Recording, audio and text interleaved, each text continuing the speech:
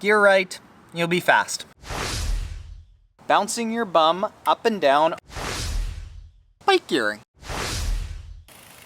Trainiacs, trainiacs, trainiacs. Bike gearing, bike gearing, bike gearing. Now, I get asked occasionally to do a video on gearing for a bike, and I'm gonna totally sidestep the question about gear ratios and what sort of front chainring you should be putting on and what cassette you should be putting on.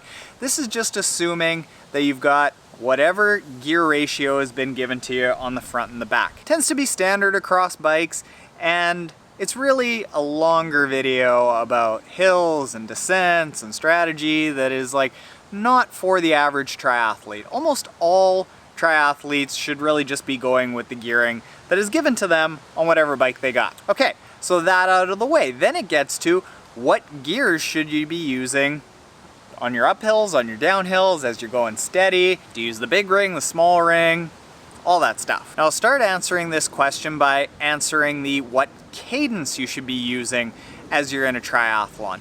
Typically, you want to be in the range of about 85 to 100 revolutions per minute. Anything below 85 is really insanely low, that I haven't heard too many people going down underneath that. Anything above 100 and you're spinning very incredibly fast. The lower cadences of around 85 to 90, you're going to be putting out a fair bit more power, probably going a little bit faster, but you're going to be knocking the stuffing out of your legs a little bit more and putting more emphasis on your muscular system than your cardiovascular. So it's a bit of a trade-off. When you get up into the 95 to 100 and 100 plus cadence, you're putting a lot more of the load onto your cardiovascular system, taking the load off your muscles so you'll be fresher for the run, but you probably won't be going too fast. What Coach Pat always gets me to do is, as we start getting close to a race, he starts giving me a cadence target of about 90 to 95 based off of our target power.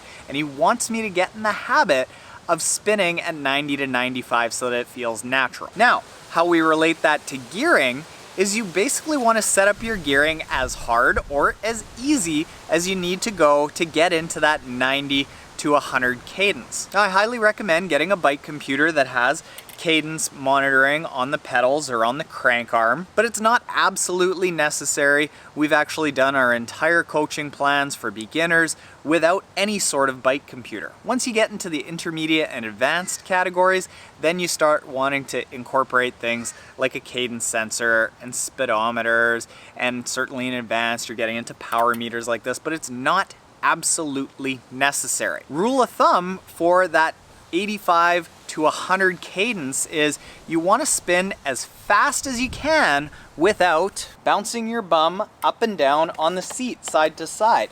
You want to be steady on the saddle. You don't want to be bouncing up and down on the saddle. And usually right around as fast as you can spin without bouncing around is kind of in that 85 to 100 cadence. Anything beyond that and you start bouncing around a lot, which is not what you want because it's inefficient, it's unstable, it's a bad platform, losing power, all kinds of bad things. Don't bounce, stay steady. Now, do you go onto your big chain ring or your small chain ring?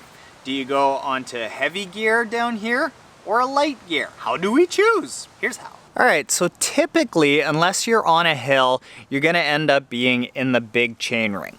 The small chain ring on the inside tends to be for like emergencies only. We're talking hills, we're talking major gusts of wind. When you're getting up to a nice high tempo rhythm on a triathlon bike, you wanna be in the big chain ring. Now, where do you go on the back? Basically, it's that you don't want whatever's going on in the back to be crooked. So what you can see right now is that the chain comes from the front chain ring and goes onto the cassette a little bit at an angle like this. That's not what you want. So a bad gear ratio is where you're on the big chain ring on the front and way into the, we'll spin it up here. Like this here is a bad gear ratio because we are on the smallest cassette here at the back and we are at the big chain ring. So it's hard to see, But what's going to happen is the chain is going to be pulled off to the side. It's going to be pulling. Vice versa, if you are on the small chain ring on the front. So you can see small chain ring on the front, not in the big. And then over here on a really high gear, what ends up happening is the exact opposite, that the chain ends up being stretched out to the side. And what we'll do here is I'll run the pedal up at the front and you'll hear that the chain is actually rubbing on the derailleur there. And when the chain is cocked in this way, you'll get rubbing on the outside of the derailleur. When it's cocked from the big chain ring to a smaller gear at the back, it's going to be rubbing on the inside of the derailleur. Should be able to hear that. That's the chain rubbing on the inside of the derailleur. So what you want to get to is as straight a chain line as you can possibly get. You don't want big chain ring at the front, small gear, i.e. big cog at the back. Ooh, you're slippy. Or small chain ring at the front and big gear, i.e. small cog at the back, because that'll ruin your chain. It'll create a lot of extra drag that you're going to lose power and efficiency on. It's bad for your bike. It stretches out the chain. So when you look down, make sure that you're in a gear ratio at the back and the front, that the chain is as straight as possible. And then beyond that, get into that 85 to 100 cadence, ideally 90 to 95. And you know what, to give you a little bit of an idea about what 87 cadence feels like, here's a metronome for that.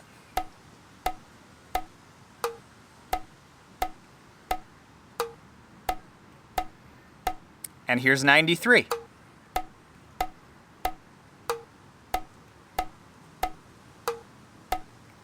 And here's 97. There you go, Trainiacs. Gear right, you'll be fast. Dinner time now.